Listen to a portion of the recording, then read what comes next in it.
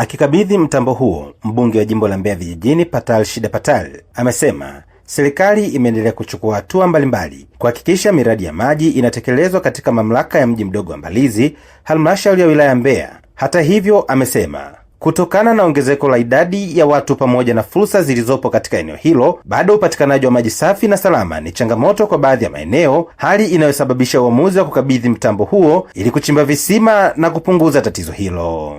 Mheshimiwa Rais wa Jamhuri ya Muungano wa Tanzania Daktari Samia Suluhu Hassan, lengo lake kubwa ni kuhakikisha tunamtua ndo mama kichwani. Hayo anayasema bayana mahala popote anapokwenda, nasi wasaidizi wake tuyafanye hayo kwa vitendo. Leo hii nipo mbele yenu kwa ajili ya kuja kukabidhi mtambo huu uchimbe maji mahala hapa.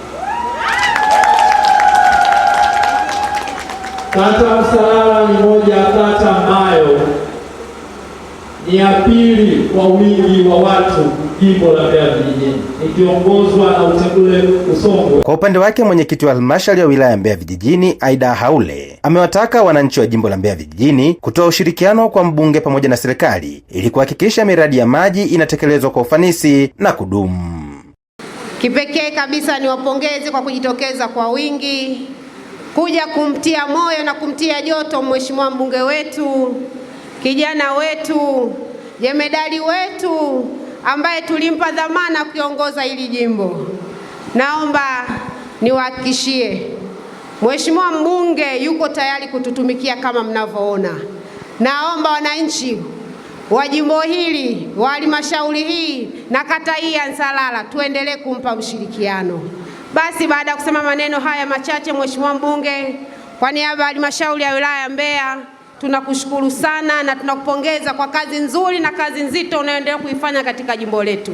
Na sisi kama waheshimiwa madiwani, kwa niaba ya waheshimiwa madiwani wote, tuko bega kwa bega na wewe, tutaendelea kukusapoti na kukuunga mkono pale inapotakiwa. Nao baadhi ya wananchi wa kata ya Nsalala wameeleza changamoto kubwa wanazokutana nazo za kufuata maji umbali mrefu, wakieleza kuwa kukabidhiwa kwa mtambo huo kunatoa matumaini mapya ya kupatikana kwa maji safi na salama karibu na makazi yao. Katika kata yetu ya Nsalala tulikuwa na changamoto kubwa ya maji. Wamama tulikuwa tunahangaika kwenda kwenye visima lakini hatupati maji. Sasa hizi tulipopata mtambo wa maji kwetu, tumshukuru Rais wetu Samia pamoja na mbunge wetu wa Mbeya Vijijini. Tunasema asante. Kwa shukrani zetu zote tunasema asante kwa mbunge ambaye ametuletea mtambo kwa ajili ya kuchimba maji. Pia shukrani zingine ziende kwa rais wetu Dr. Samia. Samuel Mpogole, Hope Channel Tanzania.